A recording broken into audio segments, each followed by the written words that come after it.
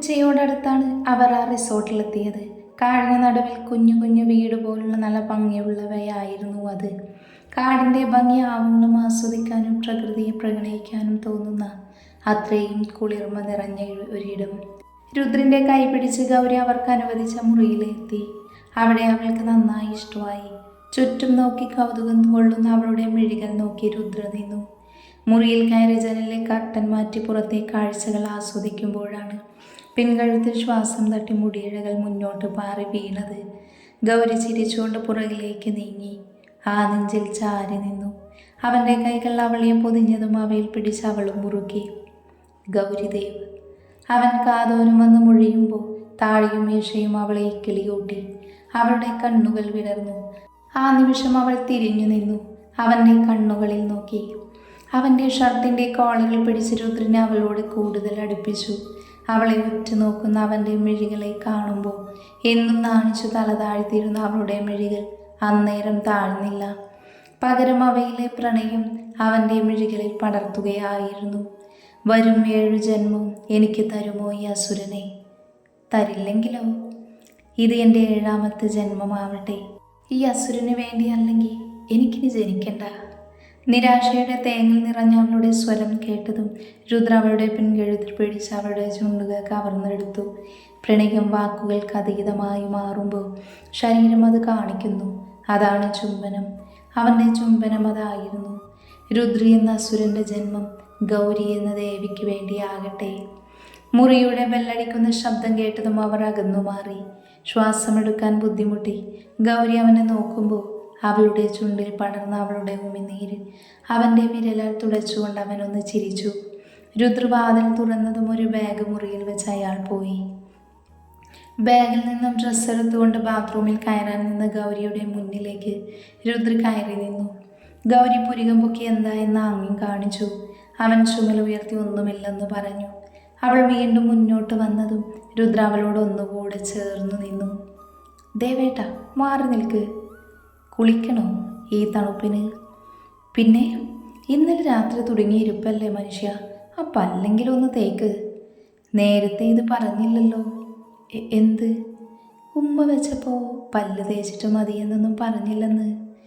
ഉമ്മ വയ്ക്കാൻ പല്ല് തേക്കേണ്ട ആവശ്യമില്ല, പക്ഷേ പുറത്തിറങ്ങിയ ആളുകളോട് മിണ്ടണമെങ്കിൽ പല്ല് തേക്കണം. ഗൗരി പറഞ്ഞുകൊണ്ട് ബാത്റൂമിൽ നിന്ന് വാതിൽ തുറന്നതും രുദ്ര വാതിലിന് മുന്നിൽ കയറി നിന്നു. ഞാനും വരട്ടെ?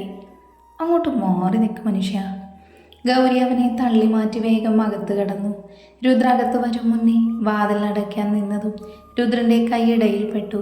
അവൻ നിലവിളിച്ചു, കൈ വേദനിക്കുന്നു.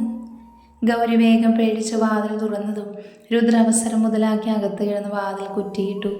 അവൻ്റെ അഭിനയമാണെന്ന് മനസ്സിലായതും ഗൗരി അവനെ തുറിച്ചു നോക്കി. എന്താടി നോക്കുന്നേ?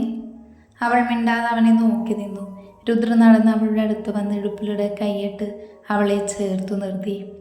നിന്റെ ഈ നോട്ടമുണ്ടല്ലോ പെണ്ണേ. രുദ്ര പറഞ്ഞ ദേഷ്യം ചുവന്ന കവളിൽ നാണം വിരിഞ്ഞു. എങ്കിലും അവൾ ദേഷ്യം നടിച്ച് അവൻ്റെ പിടിയിൽ നിന്നും വിട്ടുമാറി. എന്തിനാ ഈ നാണം? ഈ അസുരൻ്റെ പ്രാണൻ്റെ പകുതിയല്ലേ. എൻ്റെ പ്രണയത്തിൽ അലിഞ്ഞതല്ലേ നീ. എത്ര നാൾ കഴിഞ്ഞാലും നിങ്ങളുടെ പ്രണയം എനിക്ക് പുതുമ തന്നെയാണ്. ഓരോ പ്രാവശ്യവും വീര്യം കൂടി വന്നെന്നെ തളർത്തുന്നു. അവളുടെ കഴുത്തിലെ മഴകിൽ അവൻ്റെ ചുണ്ടെന്തിനോ വേണ്ടി പരതിക്കൊണ്ടിരുന്നു. നിലത്ത് വീഴുന്ന അവളുടെ വസ്ത്രങ്ങളെല്ലാം നാണത്തോടെ കണ്ണുപൊത്തി. അവളുടെ ഓരോ അണുവിലും അവളുടെ അസുരൻ്റെ പ്രണയം വീണ്ടും വീണ്ടും പൊഴിഞ്ഞു. ആ തണുപ്പിലൊരു പുതപ്പിനിടയിൽ അവൻ്റെ പ്രണയത്തിൽ തളർന്ന് അവൾ ഉറങ്ങിയിരുന്നു.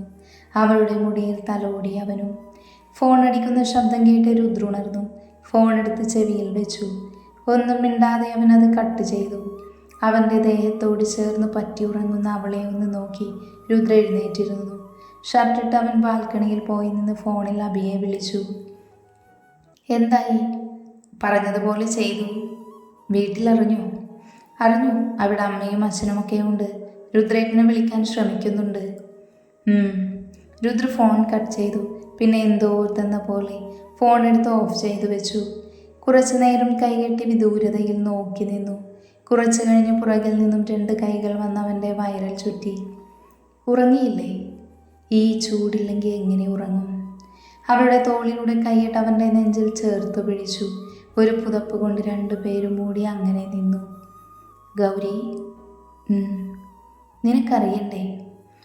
വേണ്ട, ഈ മനസ്സിൽ അത്രയും സങ്കടം നൽകുന്നതാണ് അതെന്ന് എനിക്കറിയാം.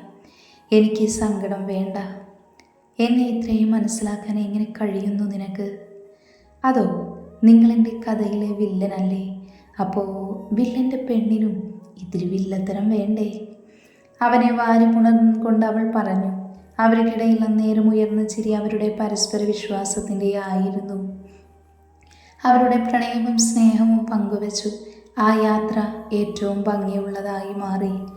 രാത്രിയിൽ വിയർപ്പിലൂട്ടി അവൻ്റെ നെഞ്ചിൽ മയങ്ങുമ്പോഴും അവൻ്റെ കൈപിടിച്ച് ലോകം കാണുമ്പോഴും അവരുടെ കൈകൾ അവൻ്റെ കയ്യിൽ സുരക്ഷിതമായിരുന്നു.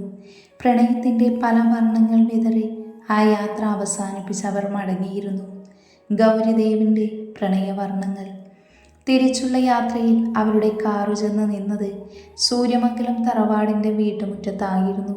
ഉറച്ച മനസ്സോടെ ഗൗരിയുടെ കൈപിടിച്ച് രുദ്ര പടികൾ കയറി.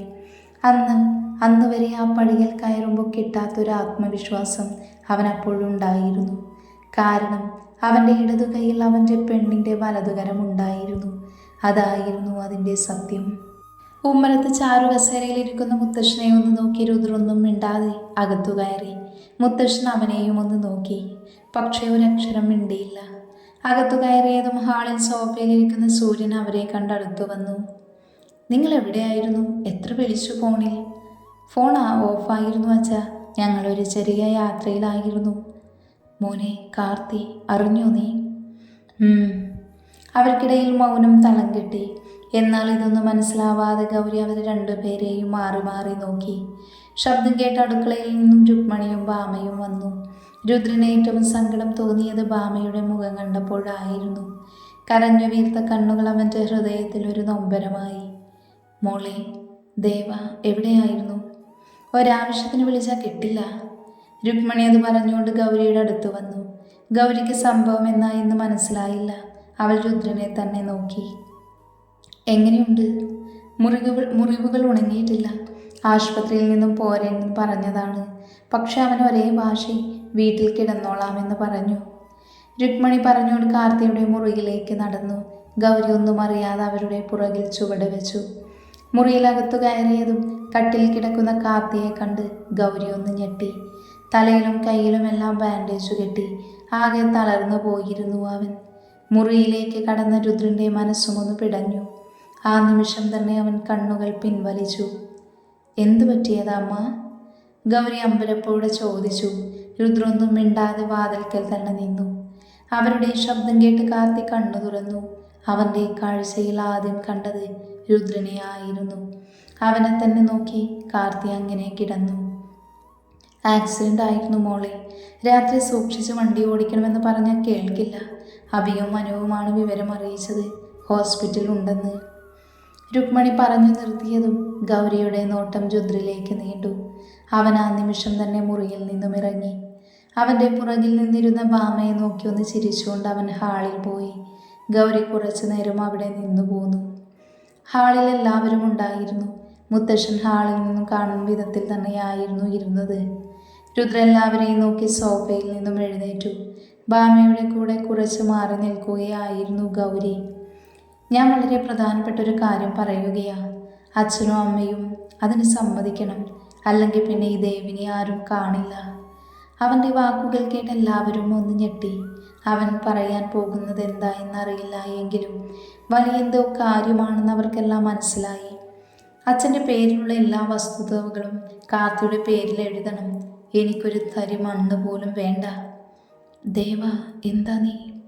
അച്ഛാ, ഞാൻ പറയട്ടെ. നിങ്ങൾ അംഗീകരിച്ചാലും ഇല്ലെങ്കിലും ഞാൻ നിങ്ങളുടെ വളർത്തുമകൻ തന്നെയാണ്.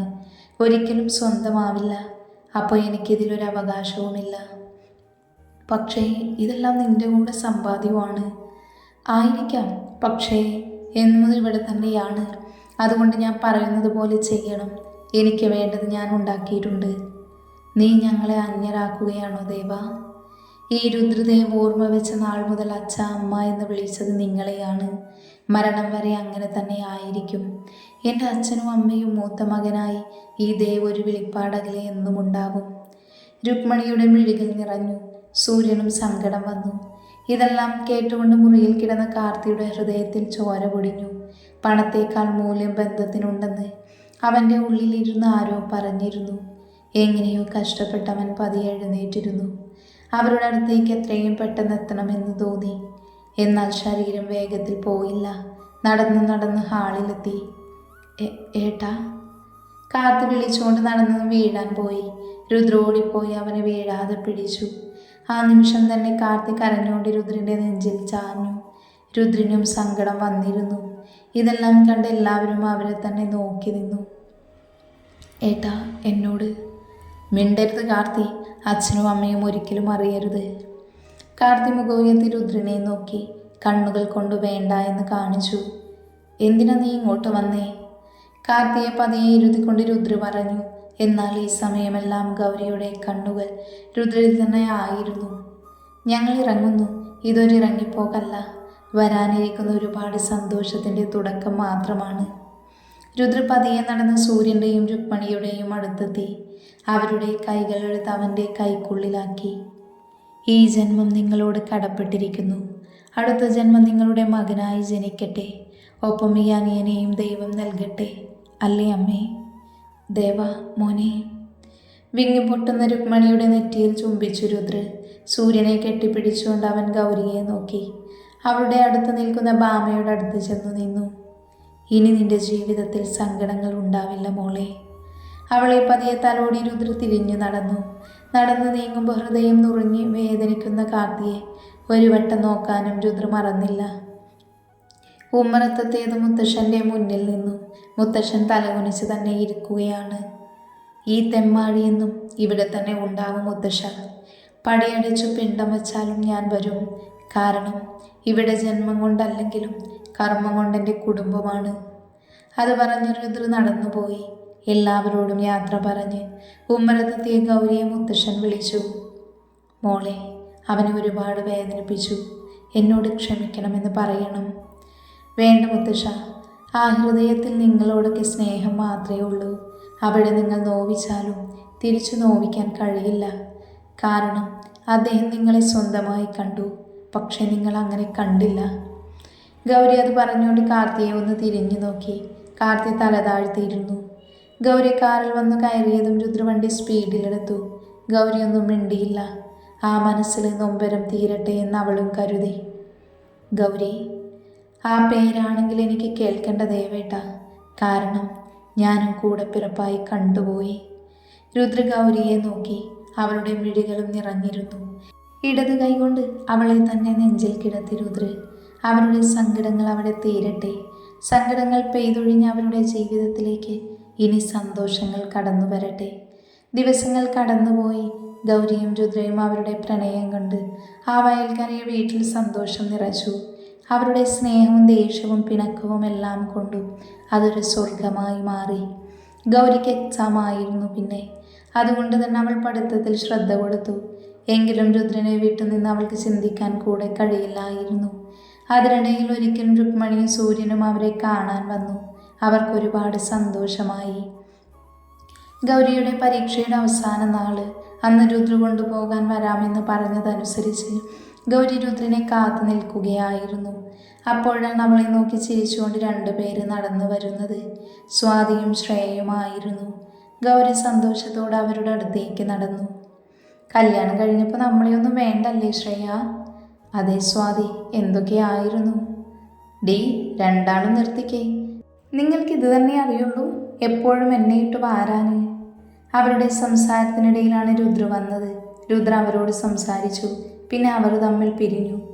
വീട്ടിലെത്തിയതും കുളിക്കാൻ കയറുന്ന ഗൗരിയുടെ കൈ പിടിച്ച് രുദ്ര ബെഡിലേക്കിട്ടു.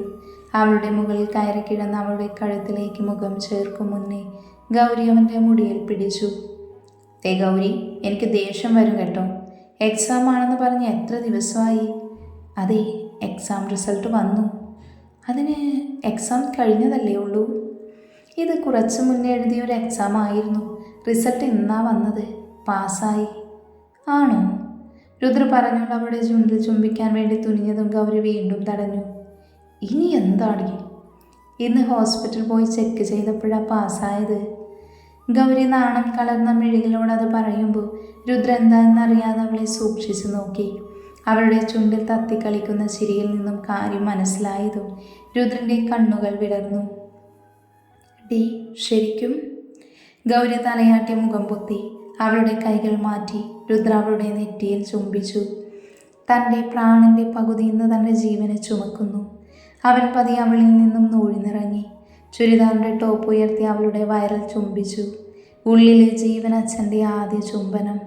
വീണ്ടും ഉയർന്നു വന്ന് അവളെ തന്നെ നോക്കിക്കിടന്നു. അവൻ്റെ നോട്ടത്തിൻ്റെ തീവ്രതയിൽ ലയിച്ച് അവളും കിടന്നു. ഇങ്ങനെ നോക്കല്ല ദേവേട്ട. ഈ അസുരൻ്റെ ജീവൻ ചുമക്കാൻ പേടിയുണ്ടോടി? ഇല്ല, എൻ്റെ അസുരൻ്റെ ജീവനല്ലേ. അവൻ്റെ മുഖം പിടിച്ച് കഴുത്തിൽ പൊഴുത്തി അവൾ അവനെ വാരിപ്പുണർന്നു. അവളുടെ നഗ്നമായ വയറിൽ തലോടി അവനും. അവൻ്റെ മുടിയിൽ തലോടി ചുണ്ടിൽ ഒളിപ്പിച്ചു വെച്ച ചിരിയോട് അവൾ അങ്ങനെ കിടന്നു. മനസ്സിൽ രുദ്രനെ ആദ്യം കണ്ടത് മുതൽ ഇന്ന് ഈ നിമിഷം വരെയുള്ളതെല്ലാം ഓർത്തു അവൾ. ഹൃദയത്തിൽ പ്രാണൻ കൊണ്ട് രചിച്ച മനുഷ്യൻ രുദ്രദേവ്. ഉള്ളിലെ സങ്കടമെല്ലാം ഒരു ചിരിയിൽ ഒതുക്കിക്കൊണ്ട് നടക്കുന്നവൻ. ഹൃദയത്തിൽ കുന്നോളം പ്രണയം ഒളിപ്പിച്ചു വെച്ച് അവൻ്റെ ദേവിക്ക് സമർപ്പിക്കുന്നവൻ. ആ നോട്ടത്തിൽ പോലും നിറഞ്ഞു നിൽക്കുന്നത് തന്നോടുള്ള പ്രണയം മാത്രമാണ്. അവൻ ഒന്നുകൂടെ ഇറുക്കി അവൾ.